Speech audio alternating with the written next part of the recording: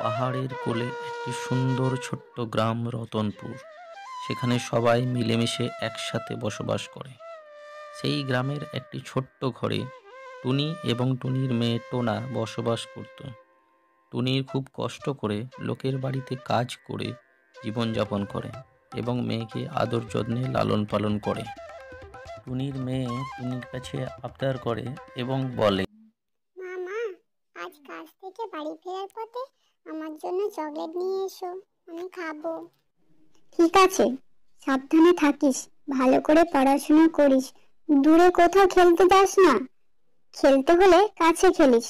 এই বলে টুনি কাজ করতে বেরিয়ে গেল। কিছুক্ষণ পরে কাছের মাঠে টোনা তার বন্ধুদের সঙ্গে খেলা করতে শুরু করে দিল, খুবই মজার সাথে।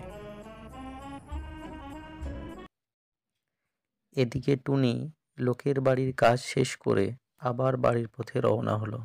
বাড়ি ফিরে এসে দেখে তার মেয়ে টোনা বাড়িতে নেই।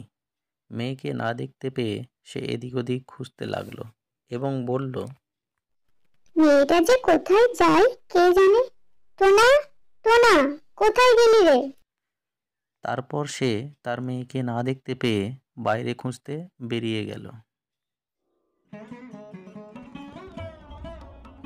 প্রথমে সে পাড়ার এক কাকিমার বাড়িতে গেল এবং জিজ্ঞাসা করল, কাকিমা, আমার মেয়ে টোনা এদিকে এসেছে, দেখেছো? না গো, এদিকে তো আসেনি, হয়তো কোথায় খেলছে। দেখো, আজ যাবে কোথায়? ঠিক আছে, দেখি বন্ধুদের জিজ্ঞাসা করুন।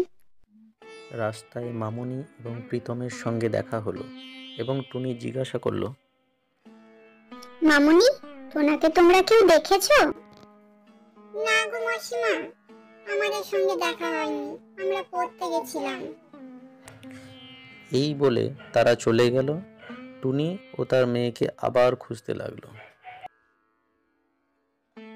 হঠাৎ রাস্তায় টোনার বন্ধু রিমিকে দেখে টুনি জিজ্ঞাসা করলো, টোনাকে দেখেছি, উপরে তো বন্ধুদের সঙ্গে মাঠে খেলছিল, তারপর তা দেখিনি।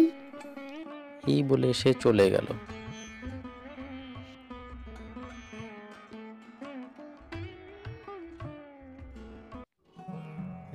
এদিকে টুনি তার মেয়েকে সারাদিন খোঁজাখুঁজির পর ক্লান্ত হয়ে পড়ল। সে ভাবতে লাগলো, আমার মেয়ে কোথায় গেল? তার সাথে কোনো দুর্ঘটনা ঘটেনি তো? এদিকে বেলা গড়িয়ে বিকেল এবং বিকেল গড়িয়ে সন্ধ্যা নেমে আসে। হঠাৎ সে বাঘের গর্জন শুনতে পেল এবং সেদিকে ছুটে গেল। দেখলো পাশের জঙ্গলে তার মেয়ে বাঘের মুখে পড়েছে। বাঘ তাকে শিকার করতে চাইছে।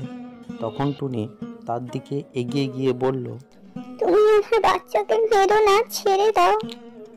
আমি সকাল থেকে আজ কিছু শিকার করতে পারিনি, আমার বাচ্চা না খেয়ে ঘরে আছে।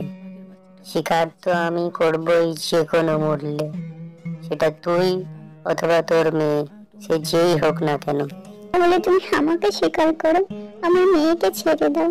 ঠিক আছে, তবে তোকেই স্বীকার করছি। এই বলে বাঘ টুনিকে শিকার এবং টুনির মেয়েকে ছেড়ে দিল। এটা দেখে টুনির মেয়ে খুব কষ্ট পেল। তারপর বাঘ মৃত শিকারকে মুখে নিয়ে নিজের বাড়িতে ফিরে এলো এবং তার বাচ্চাকে খুঁজতে লাগলো। হঠাৎ সে দেখল তার বাচ্চা এক কোণে মরে পড়ে রয়েছে। তখন সে শিকার ফেলে দিয়ে তার বাচ্চার দিকে ছুটে গেল এবং কান্নাতে সে মাটিতে লুটিয়ে পড়ল এবং তারপর ভাবল, আমি যেমন আমার বাচ্চার জন্য কষ্ট পাচ্ছি, তেমন টুনিও পাচ্ছিল।